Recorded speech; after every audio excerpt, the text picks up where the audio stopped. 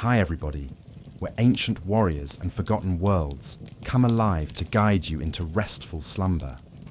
Tonight's journey takes you into the harsh, unforgiving realm of the Viking Age, where survival meant more than just staying alive. It meant earning honor worthy of the gods themselves. This extended sleep story spans 6 captivating chapters, exploring the brutal realities of Norse warrior life from the frozen fjords of Scandinavia to the blood-soaked battlefields of Europe. As you settle into comfort, let the gentle crackle of our fireplace and the whispers of ancient sagas carry you through a world where courage was currency, death was honor, and only the strongest earned their place in Valhalla. Discover why these fierce Norsemen chose such a perilous path, how they survived in conditions that would break modern warriors, and what drove them to sail into unknown waters seeking glory or death. Close your eyes, breathe deeply, and let the legends of the North guide you into dreams of longships, battle axes, and halls where heroes feast forever. Sweet dreams await in the shadow of Odin's ravens, where every warrior's tale ends in either victory or Valhalla. To a Viking warrior, there were only 2 acceptable endings to any story: victory that brought wealth to your family, or death that earned you a seat in Odin's golden hall. There was no retirement, no peaceful old age, no quiet surrender. You fought until your sword arm failed and your shield split. Then you fought some more. Tonight, as you drift toward peaceful sleep, let's discover why these fierce warriors chose such a dangerous path and why their legacy still echoes through the mists of time. Our story begins not with a battle cry, but with a birth cry echoing through a smoke-filled longhouse in the frozen wilderness of 9th century Norway. The year is 810 CE, and outside the wooden walls, winter winds howl like the wolves of Fenrir across landscapes that would kill the unprepared in minutes. Inside, by the light of whale oil lamps and the glow of the central hearth, a child enters the world that will either forge him into an instrument of war or claim his life before his first winter ends. This child, let's call him Bjorn, is born into the Yngling clan in the mountains, above what will one day be called Bergen. His first breath fills lungs that must adapt quickly to air so cold it burns, in a land where summer lasts barely 3 months, and darkness claims the world for half the year. His mother, Astrid, wraps him in wool and fur that still carries the scent of the animals that died to provide it, while his father, Eric the Red-Handed, sharpens his sax knife by the fire and speaks the first words his son will ever hear. Welcome to Midgard, little wolf. May you prove worthy of your ancestors' blood. These words are not sentiment, but prophecy, for in Viking society, worth is not inherited, but earned through deeds that prove your courage before gods and men. The child who has just drawn his first breath will spend every moment of his life preparing for the moment when he will draw his last. And that final breath must come with honor intact and weapon in hand, or his soul will wander the mists forever, denied entry to the great feasting halls where heroes gather. The longhouse where Bjorn begins his life is a world unto itself, stretching nearly 100 feet from end to end, but only 20 feet wide. Its timber walls are built from oak trees that took centuries to grow, each log fitted so precisely that winter winds find no gaps to exploit. The roof, thatched with layers of birch bark and turf, curves like an overturned ship, and indeed, the same craftsmen who build these houses also build the dragon-proud vessels that will carry Bjorn to glory or death in foreign lands. Inside this wooden fortress, against the elements, 3 generations live together in a careful hierarchy that reflects the brutal realities of survival in the north. At the place of honor near the central hearth sits Bjorn's grandfather, Olaf Ironbeard, whose scars tell the story of 40 summers spent raiding the coasts of England and Francia. His weathered hands, missing 2 fingers lost to a Saxon sword, still grip his battle axe when strangers approach, for in this land, a moment's carelessness can mean death for an entire family. The old warrior's eyes, pale blue like winter ice, hold memories of battles that bards will sing about for generations. He has stood in the shield wall when arrows fell like deadly rain. He has sailed through storms that swallowed entire fleets. He has walked through monasteries where monks' blood still steamed on altar stones. Yet, for all his terrible experiences, Olaf is gentle with the newborn, understanding that this child represents the future of their bloodline and the hope that their family's honor will outlive their mortal flesh. Around the central fire, which must never be allowed to die, lest the family perish in the winter cold, the women of the household move with quiet efficiency, born of necessity. Bjorn's mother Astrid, still weak from childbirth but already planning her son's future, begins the work of survival that will occupy every moment of their lives. There is grain to grind for the flatbread that forms the basis of every meal, wool to spin into the cloth that will become clothing and sail canvas, and ale to brew from barley that must last until the next harvest. These women are not the helpless domestics of southern lands, but partners in survival whose skills are as crucial as any warrior's sword arm. Astrid can deliver a baby or dress a battle wound with equal competence. She knows which herbs will ease pain and which will bring death, which woods burn hottest and which smoke will preserve meat through the long winter. In a society where every adult must be capable of violence, the women of the North are skilled in both nurturing life and ending it. Bjorn's aunt Ingrid, a shield maiden who chose the warrior's path instead of marriage, sits by the fire repairing the steel rings of a mail shirt damaged in the previous summer's raiding. Her scarred hands work with the patience of someone who knows that a single weak link might mean the difference between victory and death.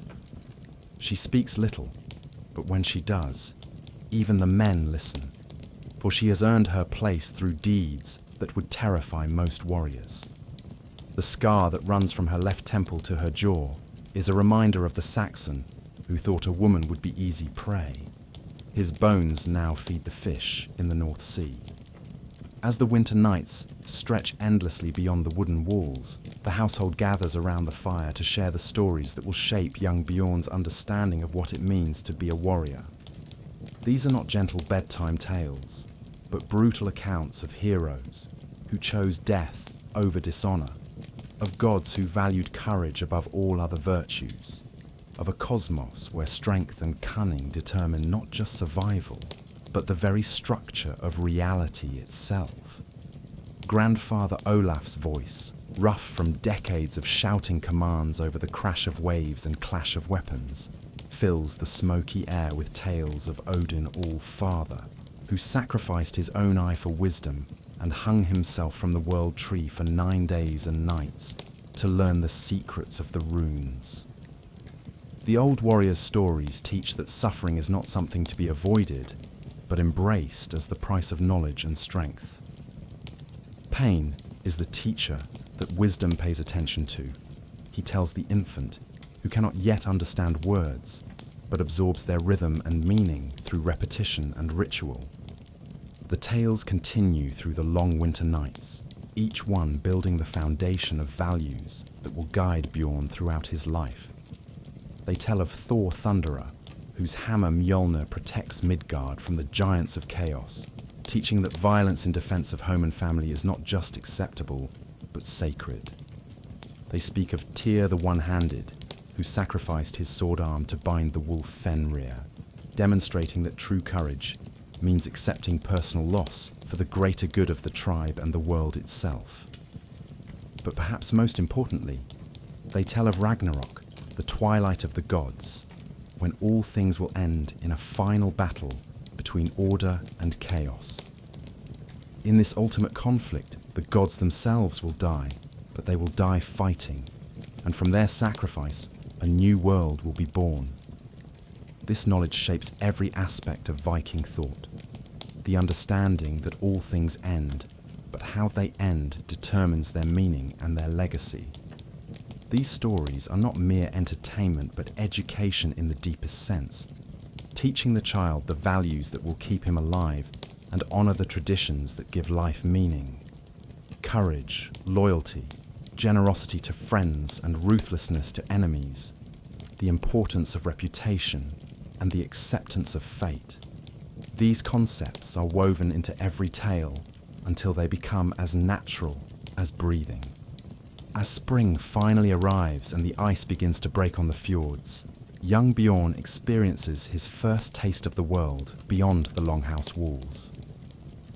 The land that emerges from winter's grip is one of startling beauty and constant danger.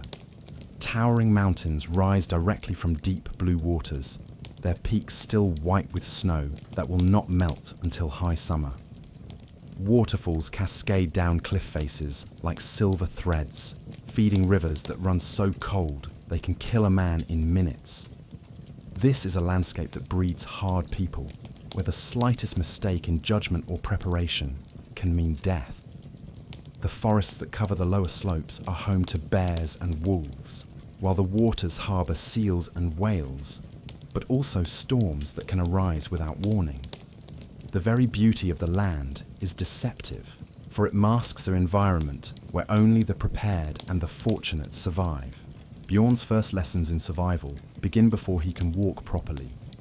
His father, Eric, demonstrates how to read the sky for signs of changing weather, how to identify the tracks of different animals, how to find fresh water and edible plants in the wilderness. These are not academic exercises, but practical skills that may one day mean the difference between life and death, when far from home on some foreign shore. The boy learns that in this land there are no second chances and few excuses for failure. When the clan's livestock venture too far from shelter and are taken by wolves, it is not seen as bad luck, but as a failure of vigilance that the entire community must work to overcome. When a neighbour's house burns because someone was careless with the hearth fire, the community rebuilds it not from charity, but from the understanding that today's victim could be tomorrow's helper. This harsh environment shapes not just practical skills, but fundamental attitudes toward life and death. Young Bjorn learns that the world is divided into those who take and those who are taken from, those who shape their own destiny, and those who accept whatever fate brings them. The weak do not inherit the earth in the Norse worldview. They feed it with their bones, while the strong claim what they can hold through strength and cunning. As Bjorn grows from infant to toddler, he is constantly surrounded by the tools and symbols of warfare. His father's weapons hang within easy reach, polished and sharp, ready for use at any moment. The shields that line the walls are not decorations, but battle-tested protection that has saved lives in desperate combat. Even the daily utensils, knives for eating, axes for splitting wood, hammers for metalwork, double as weapons when necessity demands. The child's toys reflect this military culture. His first wooden sword is carved by his grandfather's scarred hands, shaped to teach proper grip and balance from the earliest age. His wooden shield, painted with the family's raven symbol, is sized to his small frame, but built to the same proportions as those used by adult warriors. When he plays with other children, their games are always variants of combat, raids, and battles, preparing them mentally for the conflicts they will inevitably face. The boy's education includes lessons that would horrify the soft people of southern lands. He learns to kill, first small animals for food, then larger ones as his strength grows.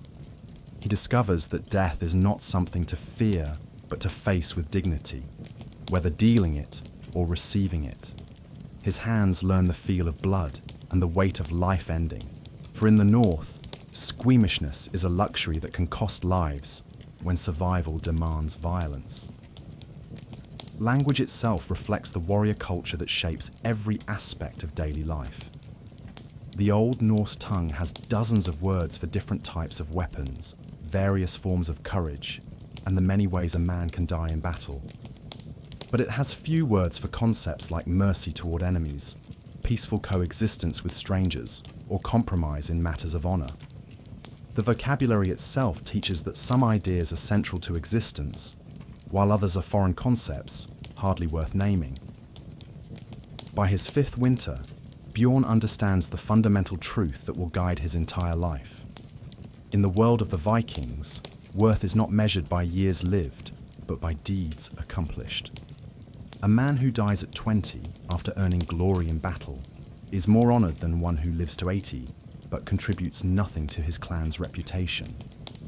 This is not a morbid obsession with death, but a practical recognition that in a world where violence is constant and resources are scarce, only those who prove their value deserve to consume what others have worked to gather.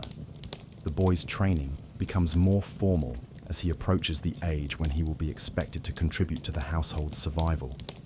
His father Eric begins teaching him the skills that every warrior must master: how to use sword, axe, and spear, how to handle a shield in single combat and in the shield wall, how to read the intentions of opponents through their stance and movement, how to endure pain without showing weakness that enemies might exploit.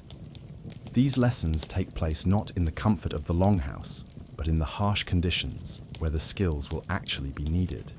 Bjorn learns swordwork while standing knee-deep in freezing water, teaching him to maintain balance and focus even when his body is screaming with discomfort. He practices with his shield while wearing heavy mail, discovering how quickly exhaustion sets in when fighting in full battle gear. He spars with wooden weapons until his hands bleed and his muscles burn, learning that victory often goes not to the most skilled, but to the one who can endure the longest. The physical training is accompanied by mental conditioning that builds the psychological foundation necessary for effective combat. Bjorn learns to embrace pain rather than flee from it, understanding that the warrior who fears suffering will hesitate at the crucial moment when bold action means the difference between victory and defeat. He discovers that anger can be a weapon if controlled properly, but that uncontrolled rage leads to mistakes that skilled opponents will exploit ruthlessly.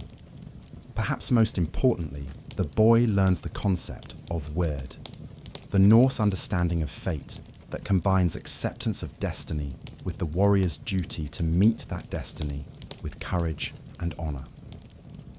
This is not passive fatalism, but an active philosophy that encourages bold action based on the understanding that while the outcome of events may be predetermined, the manner in which one faces that outcome determines their worth as a human being. The clan's skald, Egil Wordmaster, teaches Bjorn the oral traditions that preserve the history and the values of his people.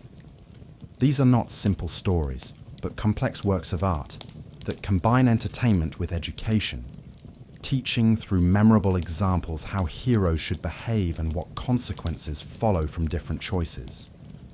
The boy learns that reputation is the only form of immortality available to mortals, and that deeds worthy of song are the only possessions that cannot be stolen by enemies or destroyed by time.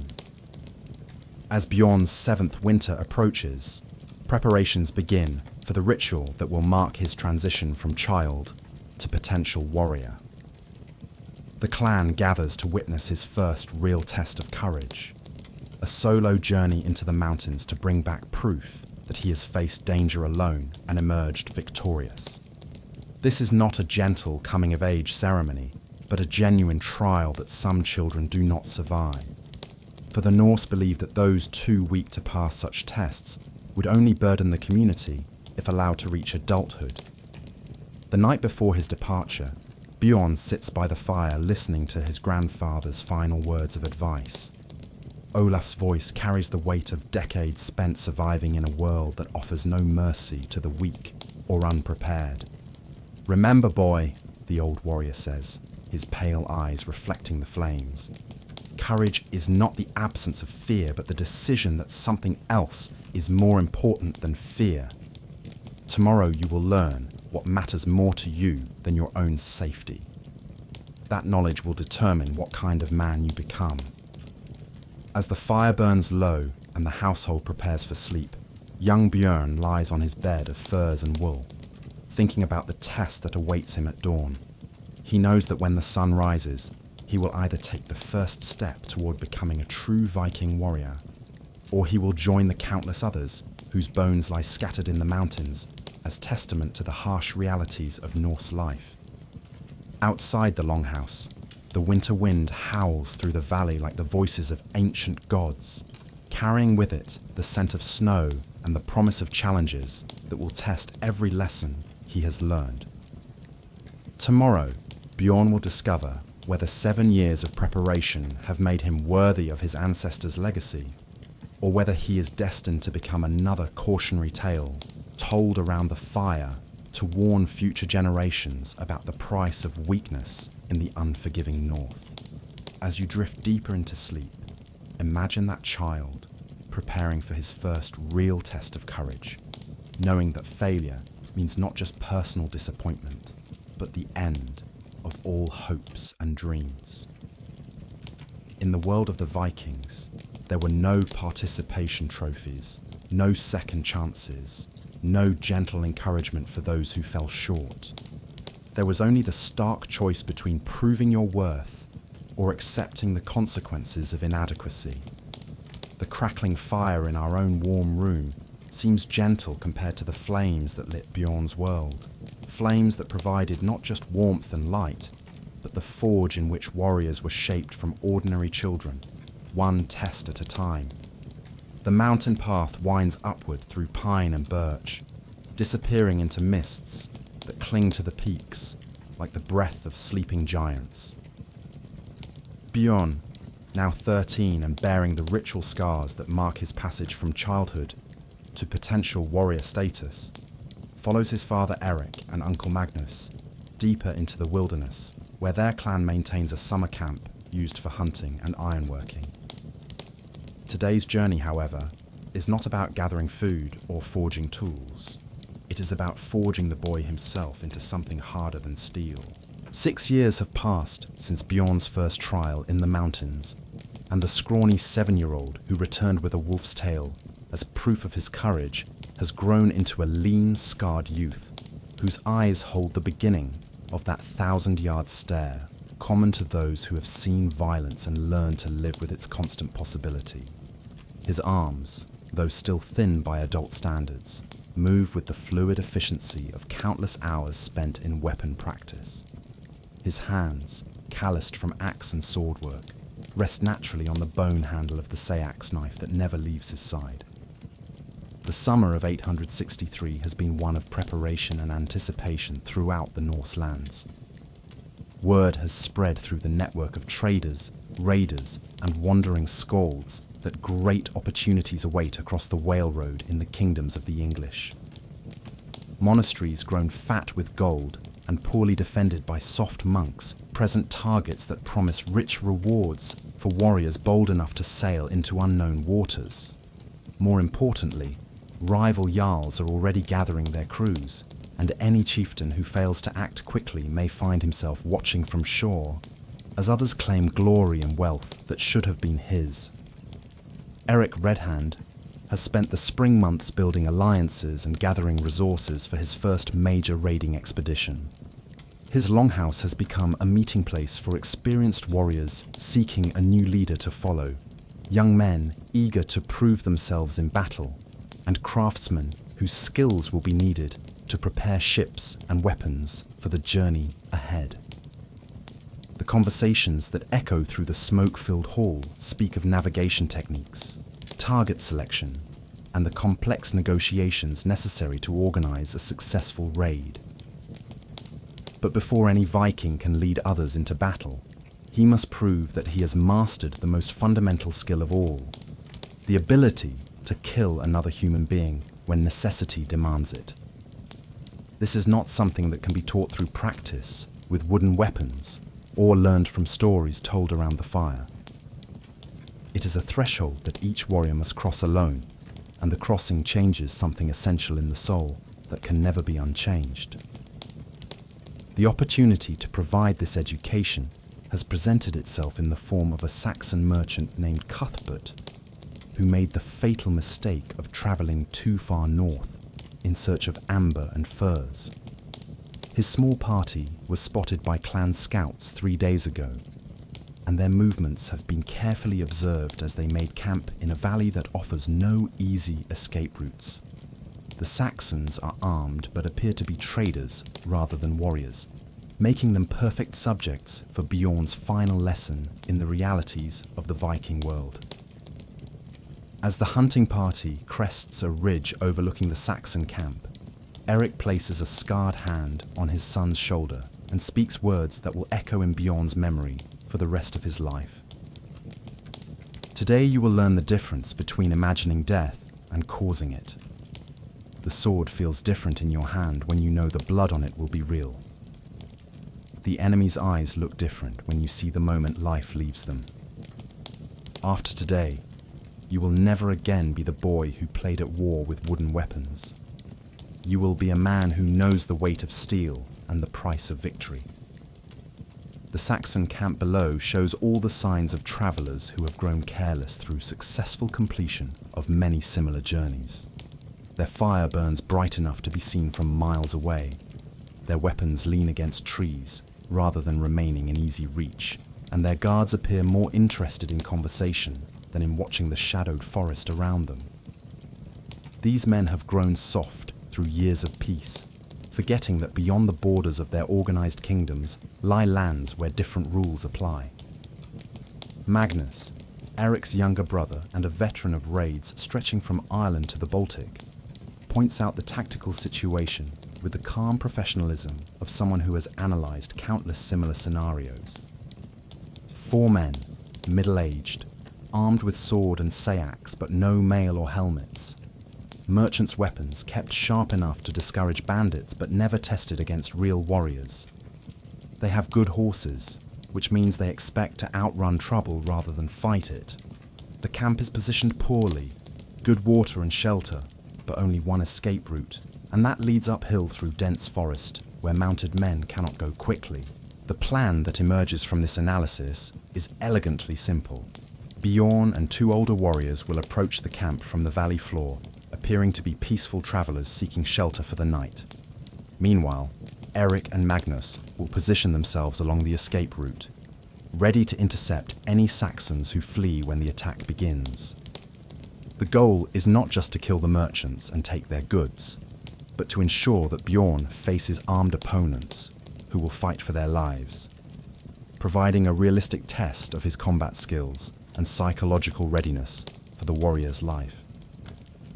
As afternoon shadows lengthen across the valley, the 3 apparent travellers make their way down the mountainside toward the Saxon camp. Bjorn's companions are Hakon Ironwolf, a grizzled warrior whose battle scars form a map of conflicts stretching across 2 decades, and young Sigurd Ravenson, barely 18, but already blooded in 3 raids against the Danes. Both men understand their role in this deadly theatre, to ensure that Bjorn faces real danger while preventing the boy from being overwhelmed by opponents whose experience and desperation might prove fatal to an untested youth. The Saxons' reception of the apparent travellers reveals the cultural gap that makes such encounters inevitable. Cuthbert, the lead merchant, welcomes the 3 Norse visitors with the automatic hospitality expected in Christian lands, offering food and shelter without suspicion or demand for compensation. His worldview cannot accommodate the possibility that men who share bread and ale around a fire might be planning murder before dawn, for such behaviour violates the social contracts that allow civilization to function in more settled lands. As the evening progresses and ale loosens tongues, the Saxons reveal details about their trade route, the wealth they carry, and their plans for the return journey.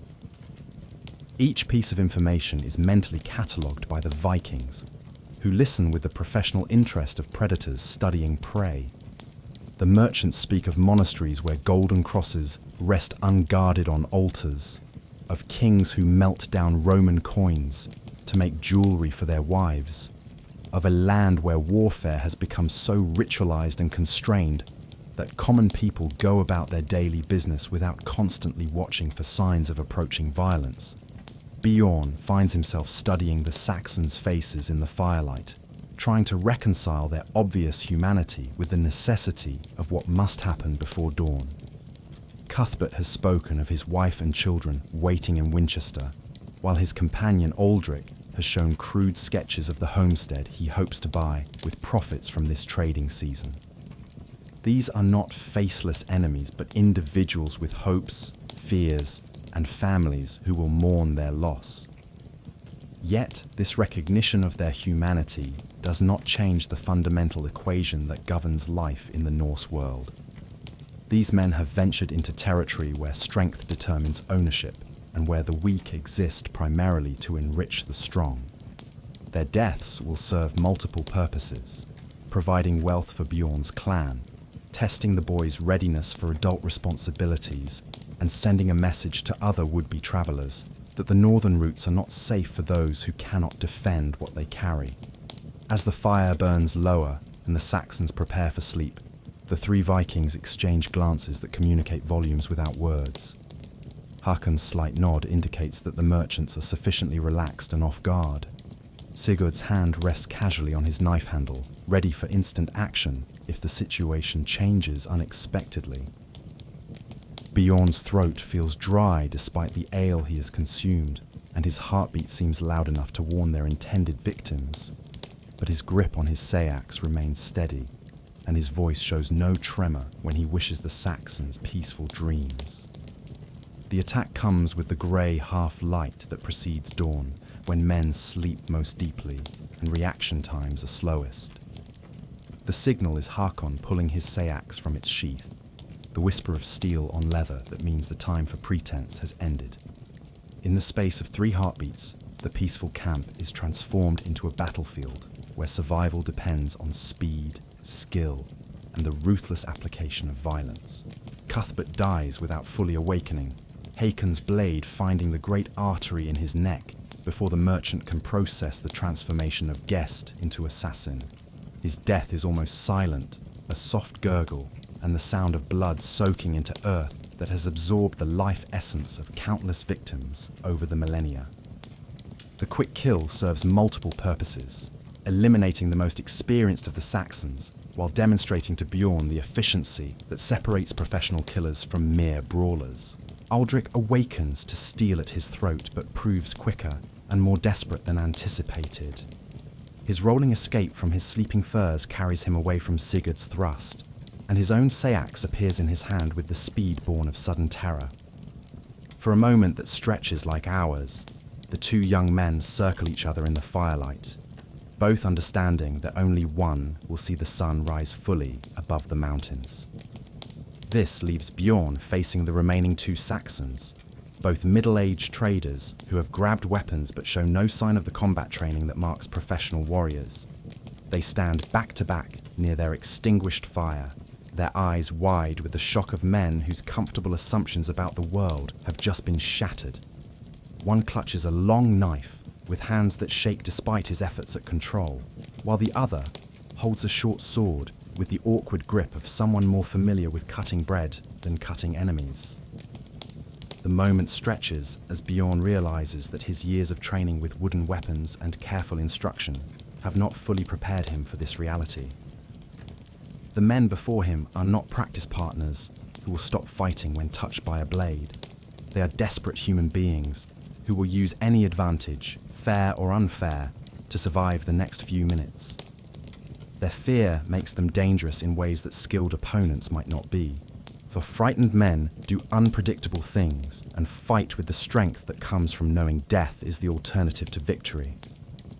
The charge, when it comes, surprises Bjorn with its suddenness and coordination. The 2 merchants attack simultaneously from different angles, forcing the boy to divide his attention and preventing him from focusing on either opponent exclusively. This is basic tactics that his training should have prepared him for, but knowing something intellectually and experiencing it while adrenaline floods your system prove to be very different things. Bjorn's response combines instinct with training in ways that surprise even himself. His shield comes up to block the sword thrust from his left, while his sayax parries the knife attack from his right. And for a moment, the 3 combatants are locked together in a tangle of steel and sweat and heavy breathing. The Saxon with the sword tries to hook Bjorn's shield with his blade and pull it out of position, while the knife wielder attempts to close distance and get inside the boy's guard, where his longer weapon will be useless. The training pays off as muscle memory takes over where conscious thought has become too slow. Bjorn's counterattack flows naturally from his defensive posture, his sayax sliding along the sword blade to find the Saxon's wrist, while his shield boss smashes into the knife man's face with bone-crushing force. Both attacks land simultaneously, spraying blood across the campsite and dropping one opponent while wounding the other. The Saxon with the ruined wrist staggers backward, his sword falling from nerveless fingers while blood streams between the fingers of his left hand pressed against the severed arteries. His eyes hold the shocked recognition of someone who has just received a mortal wound, but has not yet accepted its implications. He tries to speak, perhaps to plead for mercy, perhaps to curse his killers, perhaps simply to call out for his god, but only blood emerges from his mouth as internal injuries make themselves known. The knife wielder lies unconscious where Bjorn's shield dropped him, his nose obviously broken and blood pooling beneath his head. Whether he will ever wake again is unclear, but he is no longer a threat to anyone. The immediate combat is over, leaving Bjorn standing among the bodies, with his blade dripping and his breathing harsh in the morning silence. The aftermath proves more difficult than the fighting itself. The wounded Saxon takes long minutes to die, his breathing growing more laboured as blood loss and shock gradually shut down his body's systems. His eyes remain fixed on Bjorn throughout this process, not with hatred or anger, but with a kind of desperate confusion, as if he cannot understand how his routine trading journey ended in violent death far from home and family. Bjorn finds himself unable to look away from those dying eyes, transfixed by his first direct observation of the transition from life to death. The moment when the light fades from human eyes proves to be less dramatic than the sagas suggest, but somehow more profound, marking a boundary that once crossed can never be uncrossed. The boy understands with absolute clarity that he has killed a man, not wounded or defeated, but ended the existence of someone who, moments before, had hopes and fears and plans for the future. Hakon's voice cuts through the strange mixture of triumph and horror that floods Bjorn's mind. Search the bodies quickly and gather their goods. We need to be gone before full daylight in case other travelers are using this route.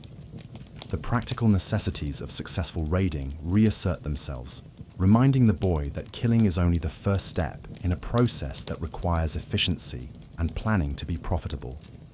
The Saxons' possessions reveal the wisdom of targeting merchants rather than warriors.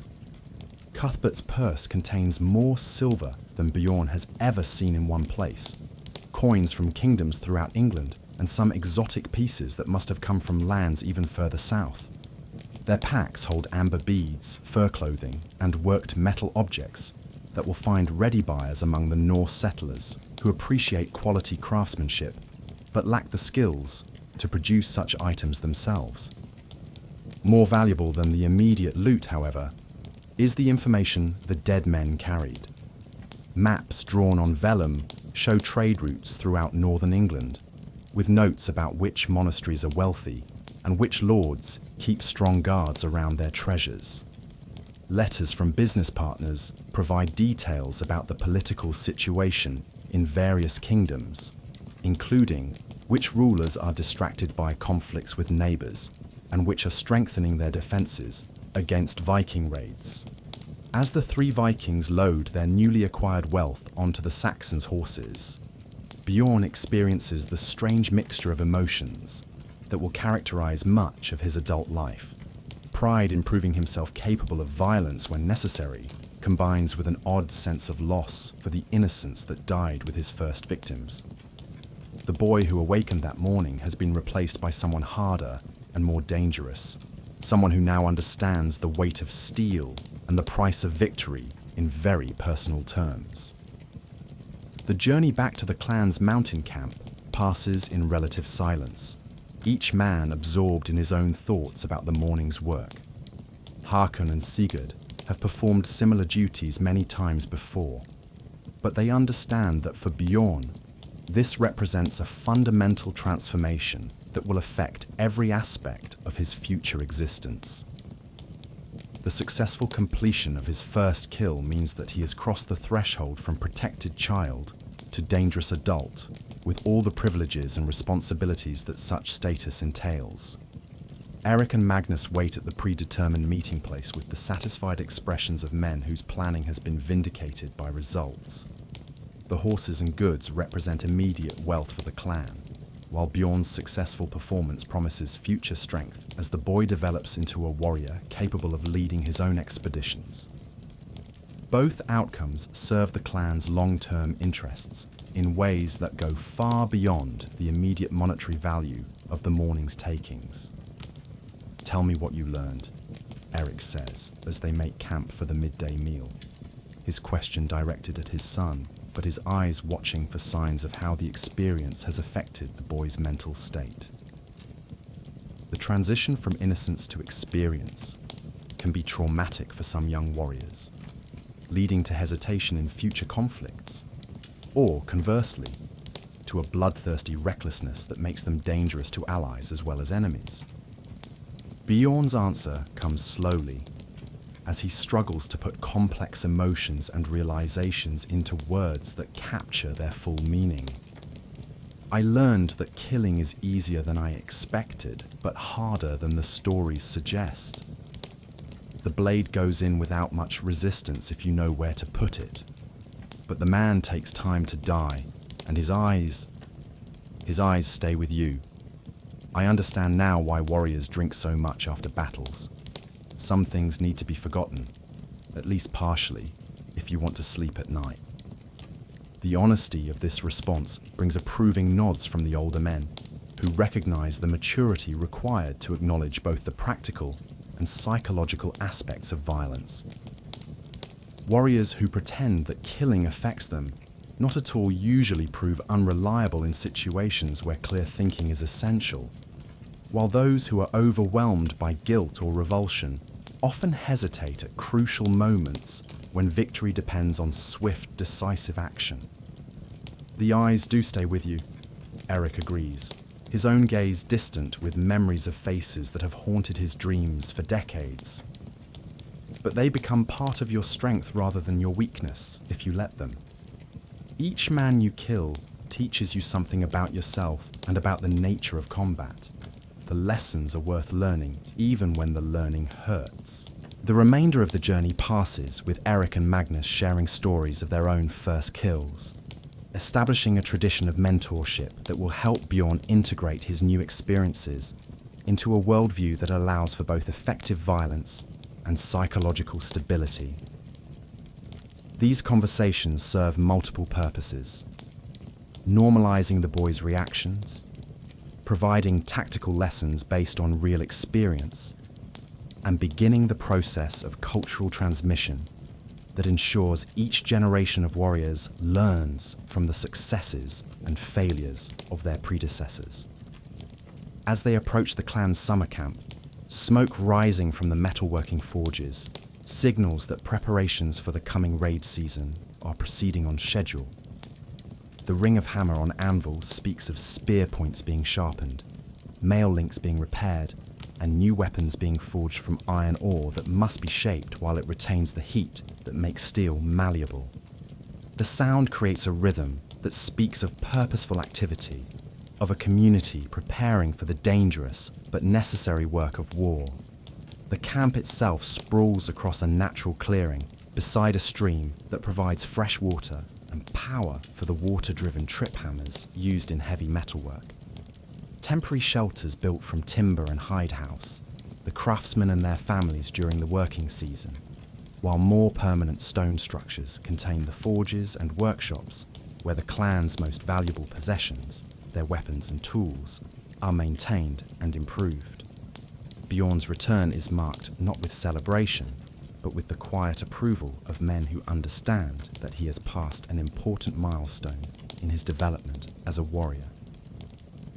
The bloodstains on his clothing and the Saxon weapons now hanging from his belt tell the story more clearly than words could, earning him nods of acknowledgement from warriors who remember their own first kills and the strange mixture of pride and revulsion that accompanies such experiences.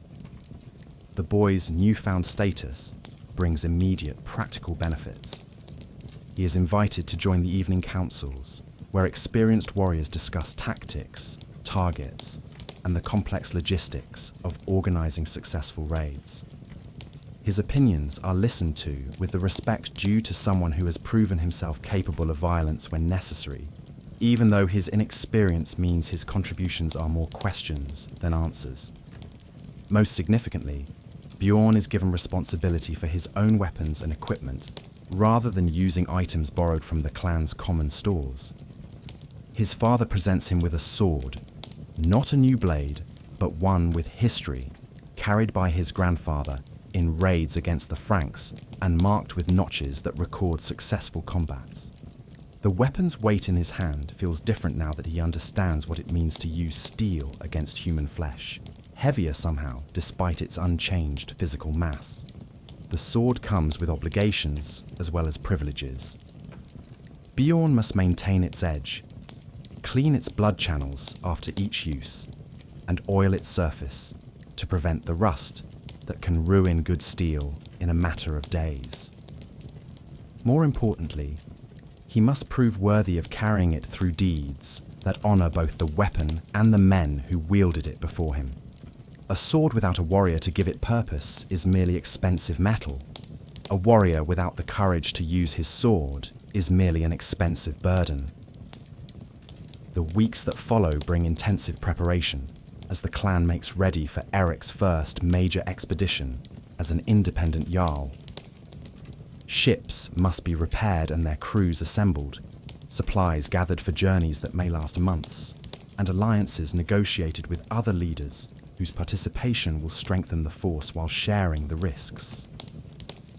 Each aspect of the preparation requires specialized knowledge and careful attention to details that could mean the difference between success and disaster. Bjorn's education during this period expands beyond simple combat training to include the broader skills necessary for successful raiding. He learns navigation techniques that allow Vikings to cross open water without landmarks, using the sun, stars, and ocean swells to find their way to distant shores.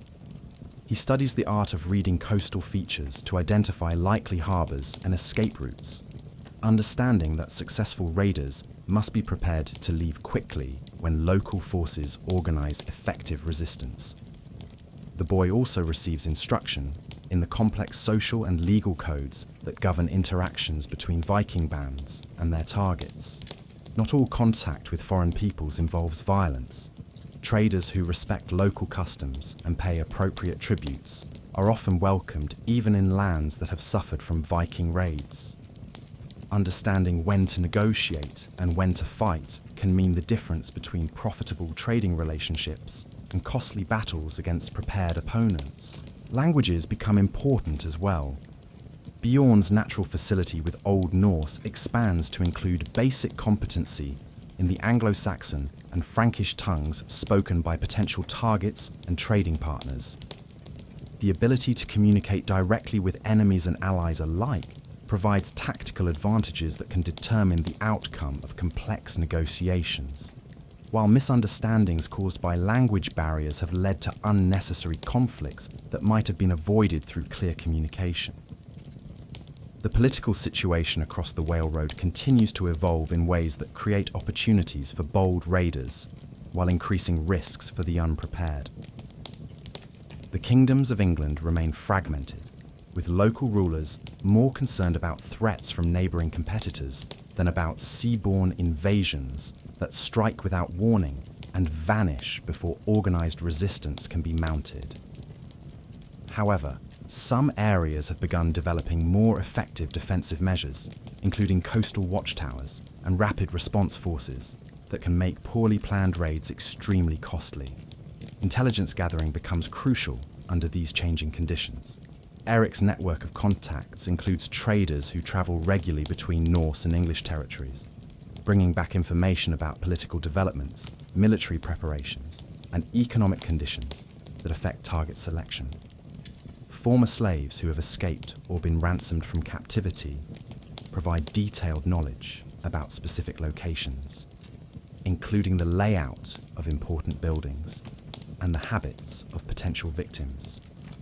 This information warfare represents a sophisticated evolution from the simple smash and grab tactics employed by earlier generations of raiders. Modern Viking expeditions require careful planning, detailed reconnaissance, and flexible strategies that can adapt to changing conditions without losing sight of primary objectives. The leaders who understand these principles achieve consistent success, while those who rely solely on courage and superior weapons often find themselves trapped in foreign lands with no way home. As autumn approaches and the raiding season prepares to begin, Bjorn faces his final test before joining his father's expedition. The trial comes not in the form of combat against human enemies, but as a solo survival challenge designed to prove that he can endure hardship, make sound decisions under pressure, and return safely from dangerous situations without support from his clan brothers. The challenge requires him to travel alone to a specific location in the high mountains, retrieve a carved stone that serves as proof of his arrival, and return within 7 days, despite whatever obstacles nature or human enemies might place in his path. The route passes through territory claimed by rival clans who would happily kill or enslave any lone traveler they encounter, while the mountain passes themselves present dangers from weather, wild animals, and terrain that can trap or injure the unprepared. Bjorn sets out on a morning when frost covers the ground and his breath steams in the cold air that signals winter's approach. His equipment includes only the basics necessary for survival: weapons, basic tools, enough food for 3 days, and the knowledge accumulated through years of training in wilderness skills.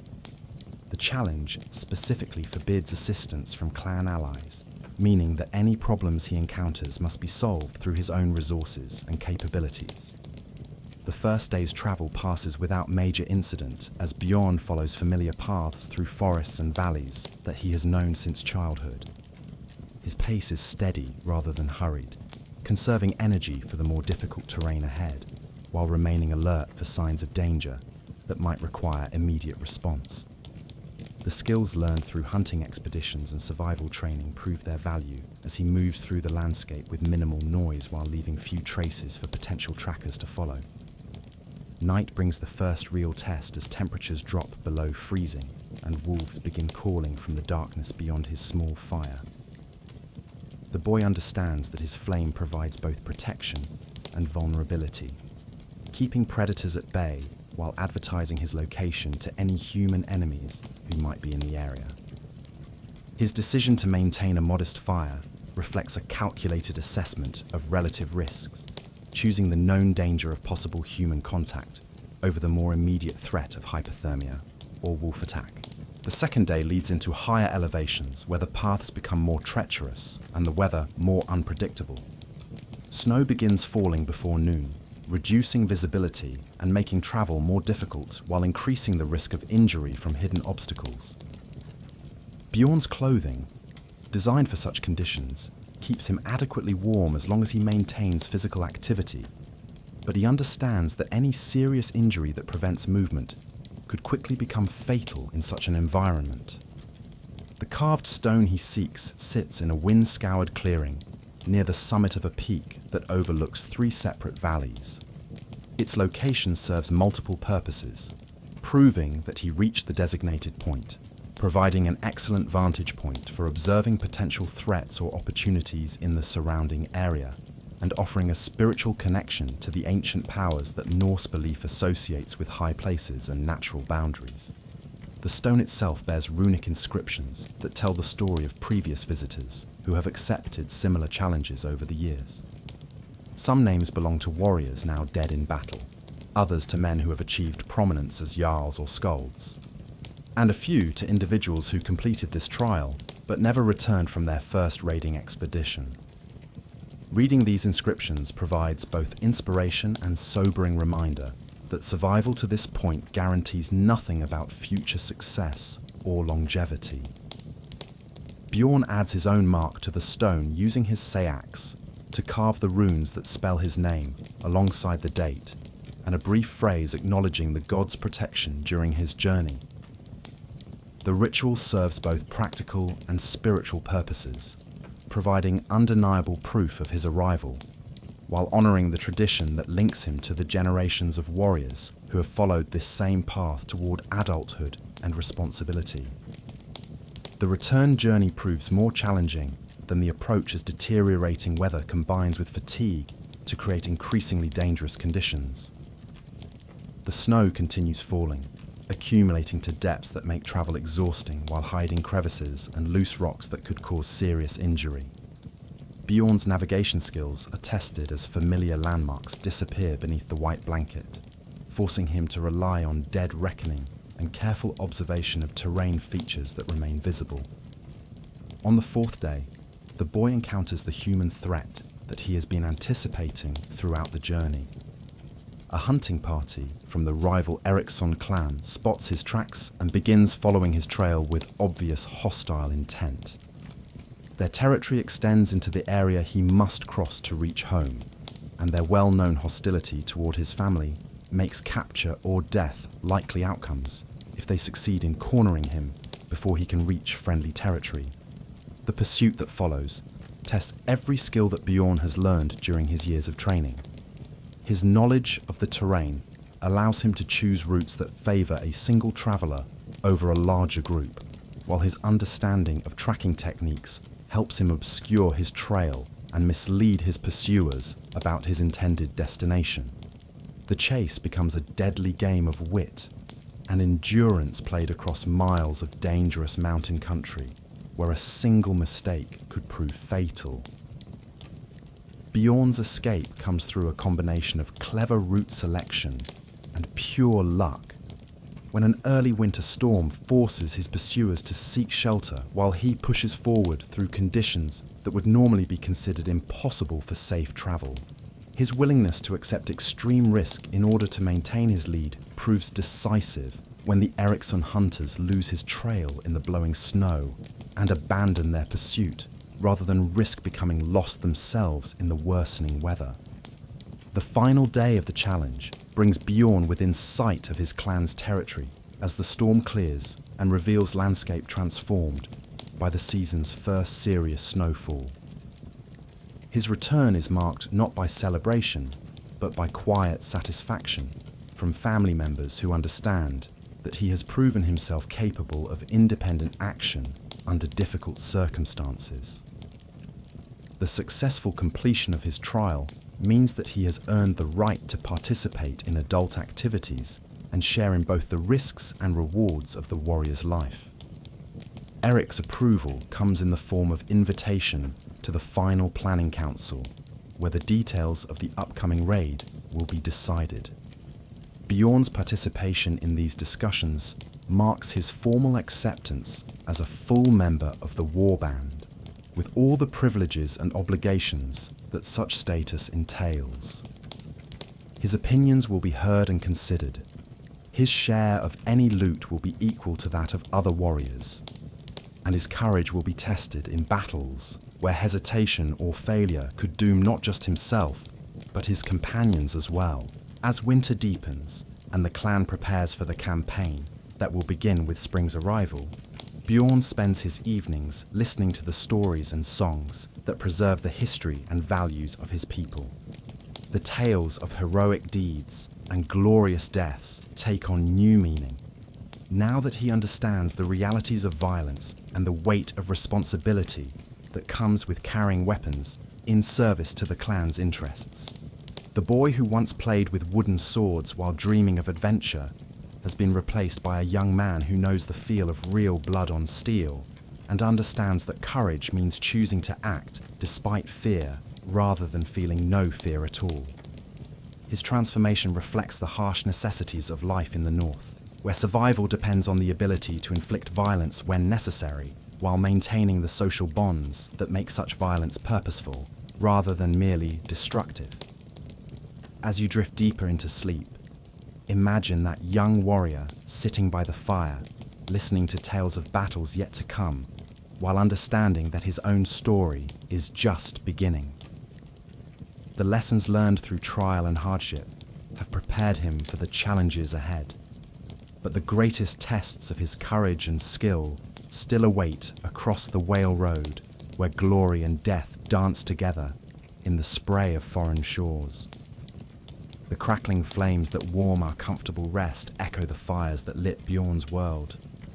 Fires that forged boys into men, and men into legends, one hard-won lesson at a time. The longship cuts through the grey waters of the North Sea like a living thing, her dragon prow rising and falling, with the rhythm of waves that have rolled unbroken across 1,000 miles of open ocean.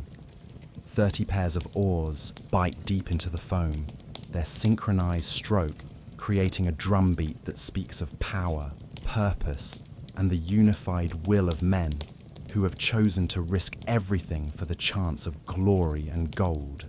At the steering oar stands Eric Redhand, now bearing the scars and grey beard of a proven Jarl, while beside him Bjorn, 23 summers old and hardened by 7 years of raiding, scans the western horizon for the first glimpse of England's coast. The year is 916 CE, and this is Eric's 5th expedition to the rich lands beyond the Whale Road. Previous raids have brought wealth enough to build a great haul, purchase additional ships, and attract followers from across the Norse territories. Success breeds success in the Viking world, and Eric's reputation as a leader who brings his men home wealthy and honoured has made his ship a prize assignment for warriors seeking to make their names in foreign battles. The crew that pulls at the oars represents the finest fighting men that Norse society can produce. Each warrior has been selected not only for his skill with weapons, but for his ability to work as part of a team during the complex operations that successful raiding requires. They must be sailors capable of handling a ship in storm conditions, soldiers ready to fight outnumbered against desperate defenders, and survivors who can endure hardship without losing the discipline that separates professional warriors from mere brigands. Bjorn's position as his father's lieutenant reflects 7 years of proven performance in situations where failure meant death for himself and his companions. His first raid, launched the summer after his trial in the mountains, had taken him to the Shetland Islands, where he learned the basic skills of shipboard combat and coastal raiding. Subsequent expeditions to the Orkneys, Ireland, and the western coasts of Scotland had broadened his experience while building the reputation that now makes other warriors eager to serve under his command. The young man who stands beside his father bears little resemblance to the boy who once struggled with his first human kill. Bjorn's shoulders have broadened with years of rowing and weapon work, while his arms show the ropey muscle that comes from countless hours wielding sword and axe in actual combat. More significantly, his eyes hold the 1,000-yard stare of someone who has seen violence in all its forms and learned to live comfortably with the knowledge of what human beings can do to each other when survival or profit demands it. His equipment reflects both his growing wealth and his understanding of what works in real fighting conditions. His sword, inherited from his grandfather, but now marked with his own battle notches, hangs at his left side in a scabbard decorated with silver earned from previous raids. His mail shirt, purchased from a Frankish armourer with gold taken from a monastery near Dublin, bears the marks of weapons that found their target, but failed to penetrate the carefully woven links. His shield, painted with the clan's raven symbol, has been replaced twice after suffering damage that made it unsafe to use in serious combat. The target for this expedition represents a calculated escalation in the scope and ambition of Eric's raiding activities. Previous strikes had focused on isolated monasteries and poorly defended coastal settlements, where resistance was minimal and escape routes were readily available. This time, however, intelligence gathered through traders and former captives points toward a much richer prize. The merchant town of Wareham in the Kingdom of Wessex, where King Edward the Elder's recent military successes have created a concentration of wealth that makes the increased risk worthwhile. Wareham sits at the confluence of two rivers that provide access to the interior of Wessex, while offering multiple escape routes if the raid encounters stronger resistance than anticipated. The town serves as a collection point for taxes gathered from the surrounding countryside, meaning that a successful strike could yield not just the immediate wealth of the merchants, but also the king's own treasure that awaits transport to Winchester. Most importantly, the political situation in Wessex makes a major raid feasible for the first time in decades. King Edward's recent campaigns against the Danelaw have drawn most of his professional warriors eastward, leaving the western parts of his kingdom defended primarily by local militias, whose effectiveness against professional raiders remains questionable.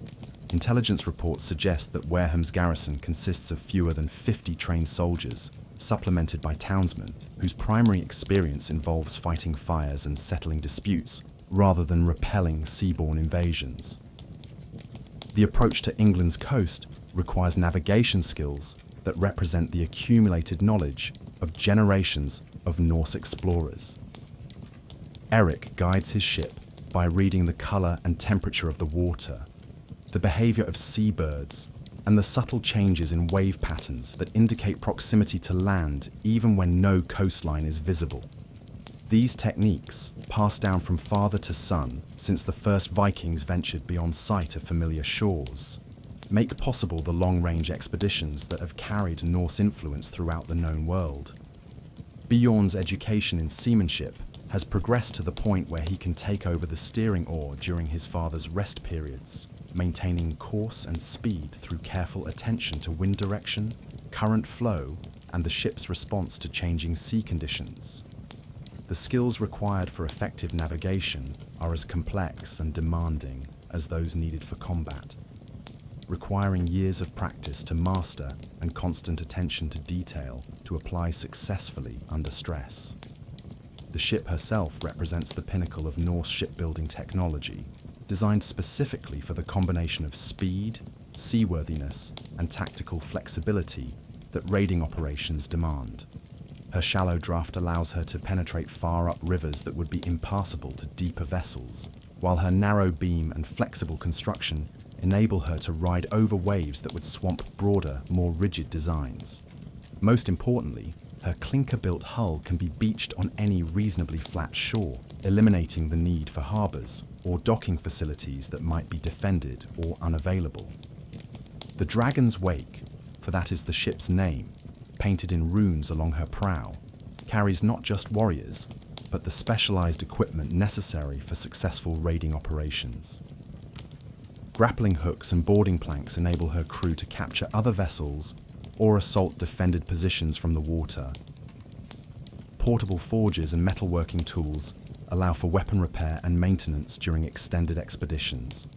Most crucially, her cargo space has been designed to accommodate not just the supplies needed for the outward journey, but also the loot that successful raids are intended to generate. As the English coast resolves from grey smudge to distinct hills and harbours, Eric begins the careful reconnaissance that separates successful raids from disasters.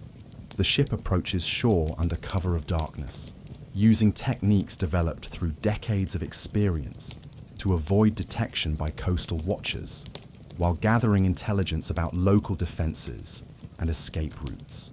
Landing parties go ashore to scout the approaches to Wareham while the main force remains offshore, ready to provide support or cover a retreat if the situation develops unfavourably. The intelligence gathered during this preliminary phase confirms the basic accuracy of earlier reports, while revealing important details that will shape the final assault plan. Wareham's defences consist primarily of an earth rampart topped with a wooden palisade, formidable against raiders armed only with hand weapons, but not insurmountable for a well-equipped force that can concentrate its attack on carefully selected weak points. The garrison appears to be under strength and overconfident. while the civilian population shows no sign of the heightened alertness that would indicate advance warning of the coming attack. Most significantly, reconnaissance reveals that the town's wealth is even greater than anticipated. The royal tax collectors have indeed been at work, concentrating treasure from across western Wessex in warehouses that will make ideal targets for a swift strike. Additional wealth is visible in the form of merchant goods awaiting shipment. Fine cloth, worked metal, and luxury items that represent the growing prosperity of Anglo-Saxon civilization under effective royal leadership. The attack plan that emerges from this intelligence reflects the sophisticated tactical thinking that has made Eric's expeditions consistently successful. Rather than attempting a direct assault on the town's main gate, the raiders will approach by water during the pre-dawn hours when visibility is poor and sentries are least alert. Landing parties will secure the riverbank approaches while the main force penetrates the defences at their weakest point, a section of palisade near the water where construction appears hasty and maintenance has been neglected. Speed and surprise are essential elements of the plan, but so is discipline and coordination among the various assault groups. Each warrior knows his specific role and objectives, while predetermined signals will coordinate the timing of different phases of the attack. Most importantly, escape routes have been identified and rehearsed, ensuring that the raiders can withdraw quickly if resistance proves stronger than anticipated, or if reinforcements arrive before the operation is completed. Bjorn's role in the coming battle reflects both his proven competence and his position as Eric's heir and potential successor. He will lead the force responsible for securing the town's treasure houses, while his father commands the main assault group and maintains overall tactical control. This division of responsibilities serves multiple purposes: maximizing the effectiveness of the raid by putting experienced leaders in charge of crucial objectives, while providing Bjorn with command experience that will be essential for his future development as an independent Jarl. The night before the attack passes in final preparations that combine practical necessities with ritual observances designed to secure divine favor for the coming battle. Weapons are sharpened and armor checked for defects that could prove fatal in combat. Runes are carved on shield rims and sword hilts, invoking the protection of Odin and Thor, while binding the warriors to their oath of loyalty to their Jarl and their companions. Most importantly, each man reviews his assigned tasks and considers the actions he will take if the battle develops in unexpected directions. As dawn approaches and the time for action draws near, Eric gathers his men for the final words that will send them into battle. His speech is brief and practical, rather than flowery or inspirational, focusing on the specific objectives of the raid, while reminding his followers of the rewards that success will bring and the consequences that failure would entail. The Jarl's calm confidence communicates itself to his warriors, who listen with the focused attention of professionals about to undertake dangerous but familiar work. Today, we take what the English have gathered, Eric says, his scarred face impassive in the pre-dawn gloom. We go in fast, we take what we came for, and we get out before they can organize resistance that might cost us men or ships. Every one of you knows his job and his place in the plan. Do what you've trained to do, watch out for your shield brothers, and tonight we'll feast on English ale while counting English gold. The attack begins with Bjorn's party slipping over the palisade near the river, while the main force creates a distraction at the town's land-facing gate. The young warrior's heart pounds with familiar excitement as he drops silently into the narrow alley behind Wareham's defences, his sword already in his hand and his shield positioned to deflect any sudden attack from the shadows.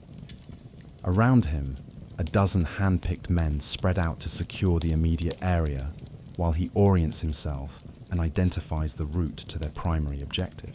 The town's layout matches the intelligence reports closely enough to allow rapid movement toward the designated targets. Bjorn's force encounters minimal resistance as they advance through streets still mostly empty in the pre-dawn darkness, their soft-soled boots making little noise on the packed earth. The few early risers they encounter are quickly and quietly eliminated to prevent them from raising an alarm that might bring organized opposition before the operation is completed. The treasure house that serves as their primary objective sits near the town's center, its heavy timber construction and ironbound door indicating the valuable contents within. But as Bjorn's men approach the building, the sound of combat from the main gate suggests that the attack has been discovered and that resistance is developing more quickly than anticipated. The time for stealth has passed. Now, speed becomes the crucial factor in determining success or failure. The assault on the treasure house demonstrates the effectiveness of Viking military technology when applied by warriors who understand both its capabilities and limitations. Iron tools designed for breaching doors and walls make quick work of the building's defenses, while the systematic organization of the raiding party ensures that valuable items are identified and secured rather than overlooked in the confusion of combat and looting. Inside the building, Bjorn's expectations are exceeded by the wealth that awaits his men. Chests of silver coins, probably representing months of tax collection, sit beside bales of fine cloth and crates of worked metal objects. Personal treasures, jewelry, decorated weapons, religious artifacts indicate that local nobles have been using the building as a secure storage facility for their most valuable possessions. Most significantly, several chests contain gold coins of the type used in international trade, suggesting that Wareham's merchants have been more successful than anyone anticipated. But as his men work to load the treasure onto carrying frames that will allow rapid transport back to the ship, Bjorn hears the distinctive sound of organized resistance developing outside. The clash of weapons and shouted commands indicates that Wareham's garrison has recovered from the initial surprise and is attempting to coordinate a counterattack against the raiders. More ominously, the sound of horse hooves suggests that mounted messengers have been dispatched to alert neighboring settlements and possibly summon reinforcements. The withdrawal from the treasure house requires all of Bjorn's tactical skills, as the small raiding party must transport their heavy load through streets that are now alive with enemies seeking to prevent their escape. The young warrior's decision to split his force into smaller groups that can move more quickly while providing mutual support proves crucial as various English resistance groups attempt to block the routes back to the river. Combat in the narrow streets of Wareham becomes a series of sharp, vicious encounters where superior Viking equipment and training offset the defenders' advantages in numbers and local knowledge. Bjorn's men fight with the practiced efficiency of warriors who have faced similar situations before, their shields locked together when facing multiple opponents, and their weapons striking with calculated precision that wastes no energy on unnecessary flourishes. The fighting retreat that carries them back toward the landing point becomes a running battle through the awakening town as English resistance grows more organized and determined. House-to-house combat tests every skill that years of training have developed, while the constant need to protect their captured treasure adds complexity to tactical decisions that must be made instantly under extreme stress. Victory depends not just on individual courage, but on the ability to maintain unit cohesion while adapting to rapidly changing circumstances. Bjorn's own performance during the withdrawal demonstrates the transformation from promising young warrior to proven battle leader. His tactical decisions, when to stand and fight, when to give ground, how to deploy his limited forces for maximum effectiveness, show the instinctive understanding of combat dynamics that separates natural leaders from mere followers. More importantly, his ability to maintain focus on the mission objectives while responding to immediate threats indicates the mental discipline that successful command requires. The reunion with Eric's main force near the river comes just as English reinforcements begin arriving from nearby settlements. The timing proves crucial, as the combined Viking force is strong enough to defeat the hastily assembled opposition, while a smaller group might have been overwhelmed by superior numbers.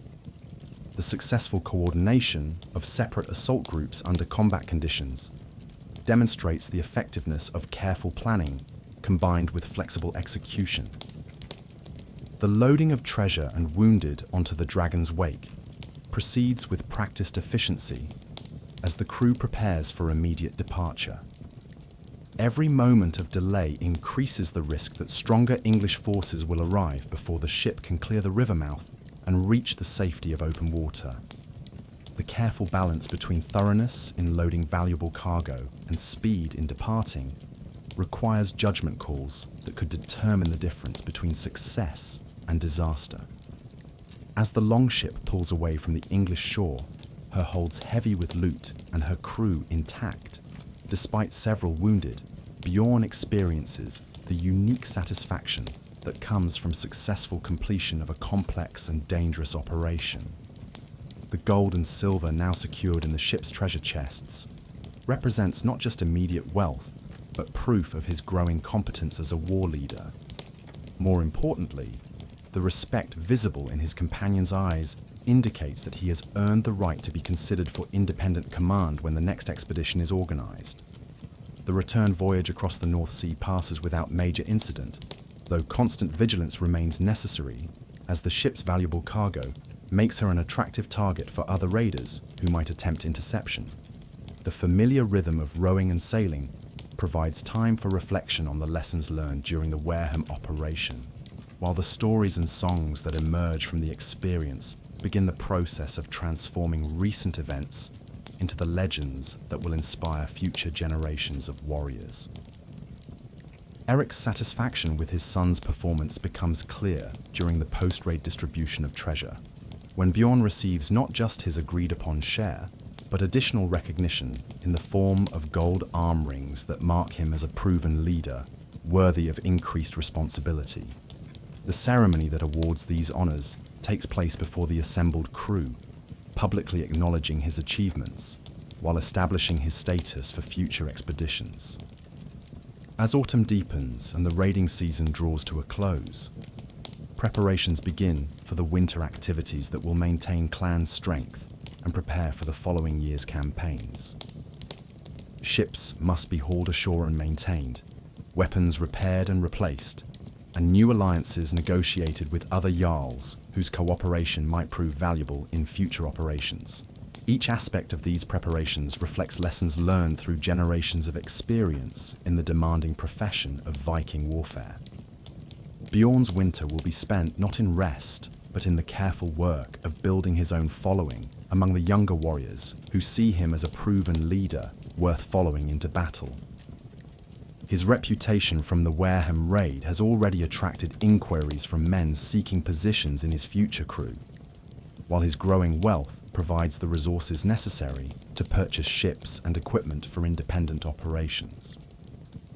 As you settle deeper into peaceful sleep, imagine that young war leader planning his first expedition as an independent jarl, knowing that success will establish him as a power in his own right, while failure could cost him everything he has worked years to achieve. The wealth gained from English raids provides opportunities, but with those opportunities come responsibilities that will test every lesson learned through years of preparation and combat. The firelight that warms our comfortable rest echoes the flames that lit the great hall, where Bjorn's men gathered to plan their next adventure.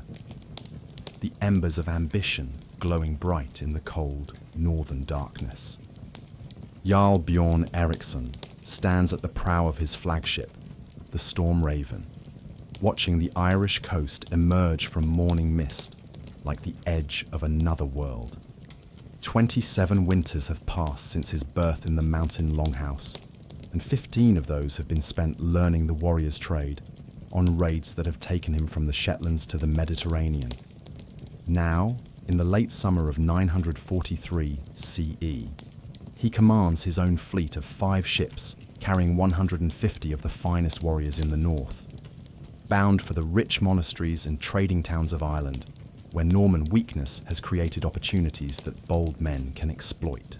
The years since Wareham have been kind to Bjorn, bringing him wealth, reputation, and the loyalty of men who have chosen to follow him rather than remain under his father's leadership.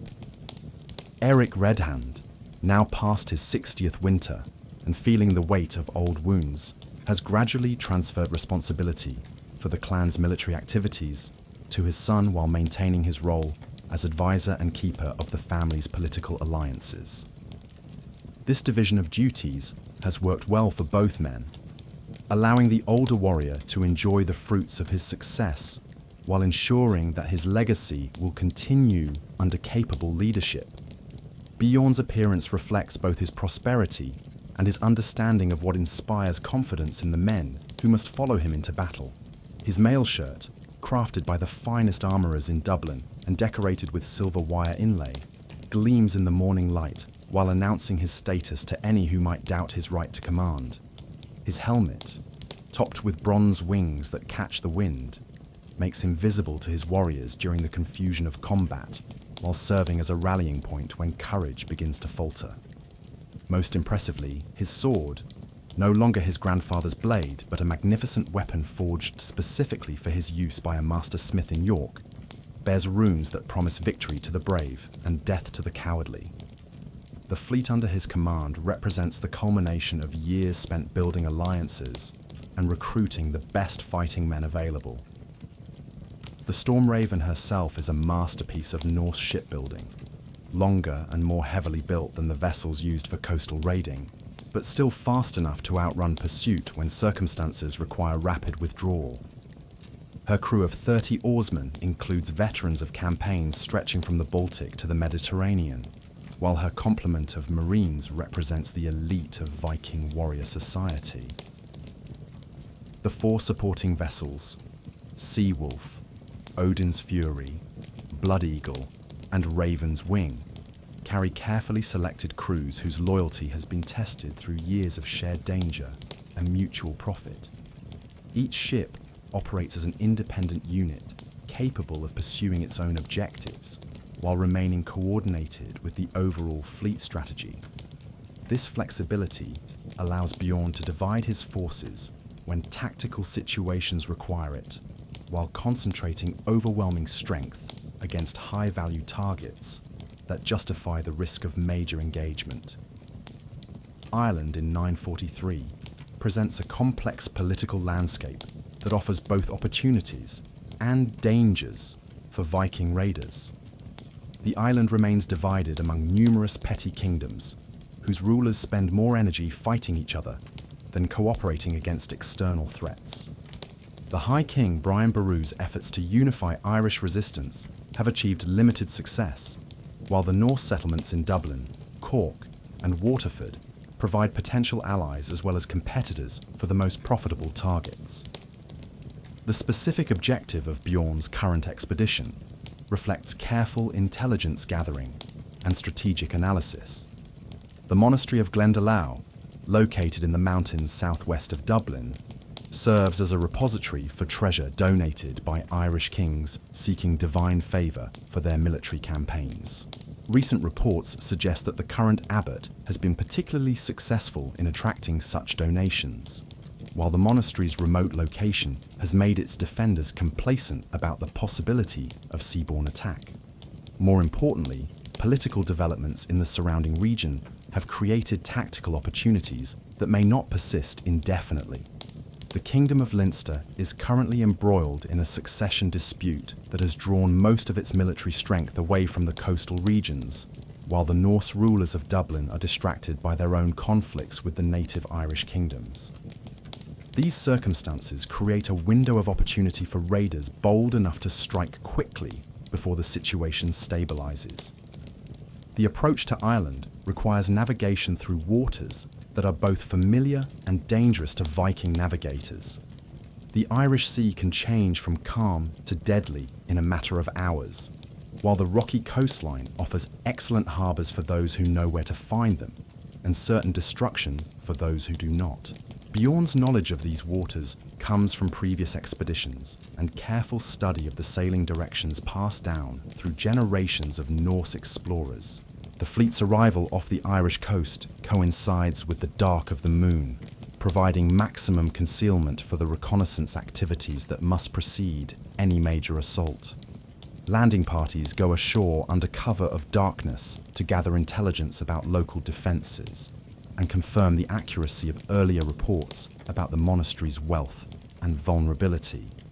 These scouts must operate with extreme caution, as discovery would alert the defenders and possibly trigger the assembly of opposition forces that could make the mission impossible to complete successfully. Intelligence gathered during this preliminary phase confirms that Glendalough presents an attractive target while revealing important details that will affect the tactical approach to the assault. The monastery's defences consist primarily of a stone wall that could prove troublesome for raiders armed only with portable equipment, but reconnaissance identifies several points where the fortifications appear vulnerable to determined assault. More encouragingly, the monastic community shows no sign of expecting attack, while the surrounding countryside appears to be clear of military forces that might interfere with the operation. The treasure housed within Glendalough exceeds even the most optimistic intelligence estimates. The monastery has served as a pilgrimage destination for centuries, accumulating donations of gold, silver, and precious artifacts from kings and nobles throughout Ireland and beyond. The abbey's scriptorium contains illuminated manuscripts whose artistic value rivals their material worth, while the church itself houses reliquaries decorated with gems and precious metals that represent centuries of devotional offerings. Most significantly, recent political developments have led several Irish kings to deposit their portable wealth at Glendalough for safekeeping during the current period of instability. These royal treasures, temporarily stored in the monastery's stone vaults, represent the accumulated wealth of entire kingdoms, an opportunity that may never present itself again if the political situation stabilizes before the Vikings can act. The assault plan that emerges from detailed reconnaissance reflects Bjorn's growing sophistication as a military commander. Rather than attempting a direct frontal attack on the monastery's stone walls, his forces will approach through the mountain valleys that the monks consider impassable to large groups of armed men. Simultaneous attacks from multiple directions will prevent the defenders from concentrating their resistance, while careful timing will ensure that the most valuable targets are secured before any organized opposition can develop. The operation begins before dawn on a morning when mountain mists provide additional concealment for the attacking forces. Bjorn personally leads the assault group tasked with breaching the monastery's main gate, while his lieutenant Thorvald Bloodaxe commands the force responsible for scaling the walls near the abbey church. Meanwhile, a third group under the veteran warrior Gunnar Ironside approaches through the valley behind the monastery, where intelligence suggests a poorly defended gate provides access to the workshops and storage areas. The attack unfolds with the precision that marks professional military operations conducted by experienced warriors who understand both their own capabilities and their enemy's weaknesses. The monastery's handful of guards, drawn primarily from the local population and trained more for dealing with pilgrims than repelling military assault, offer token resistance before being overwhelmed by the Vikings' superior numbers, equipment, and fighting experience. Bjorn's personal combat during the initial assault demonstrates the skills that have made him a respected war leader among men who judge leadership primarily through battlefield performance. His sword work, refined through years of practice and actual combat, flows with the deadly efficiency of someone who has internalized the techniques necessary for staying alive when surrounded by enemies seeking his death. More importantly, his tactical awareness allows him to maintain control over the developing battle while participating directly in the fighting that inspires his followers to greater efforts. The breakthrough into the monastery compound comes within minutes of the attack's commencement, but the real work begins only after organized resistance has been eliminated. The systematic looting of Glendalough requires careful organization to ensure that the most valuable items are identified and secured, while less important materials are ignored in favor of speed and mobility. Each warrior knows his assigned area of responsibility, while designated specialists handle the technical aspects of opening locked containers and identifying the most portable forms of wealth. The monastery's library presents a particular challenge, as many of the illuminated manuscripts are too large and fragile for easy transport, while still representing considerable value to the right buyers. Bjorn's decision to focus on the smaller, more portable volumes while leaving the massive ceremonial books reflects the practical considerations that often determine success or failure in raiding operations. Every pound of weight carried back to the ships represents a trade-off between immediate value and the speed necessary for successful withdrawal. The church itself yields the greatest treasures in the form of golden altar vessels, jeweled reliquaries, and decorated crosses that represent centuries of donations from wealthy pilgrims. Many of these items bear inscriptions in Latin and Irish that tell stories of the kings and nobles who donated them, creating a portable history of Irish Christianity that the Vikings will eventually sell to collectors throughout Europe. The irony of Christian treasures funding pagan raids seems lost on neither the attackers nor their victims, though each group draws different conclusions from the observation. But the most significant discovery comes in the Abbey's stone-vaulted treasury, where the royal deposits mentioned in intelligence reports prove to be even more valuable than anticipated. Chests of gold coins sit beside collections of jewellery and decorated weapons that represent the accumulated wealth of several Irish kingdoms. These treasures, meant to be reclaimed once political stability returns to the region, now become the foundation of Bjorn's growing power and influence within the Norse world. The withdrawal from Glendalough proceeds according to plan, despite the heavy loads of treasure that slow the raiders' movement through the mountain paths. The monks who survived the initial assault have been secured to prevent them from alerting potential pursuers, while advanced scouts ensure that the routes back to the coast remain clear of hostile forces. The operation's success depends not just on capturing valuable loot, but on transporting it safely back to the ships, where it can be converted into the mobile wealth that funds future expeditions. The return to the landing site reveals that the fleet's security measures have functioned effectively during the assault phase.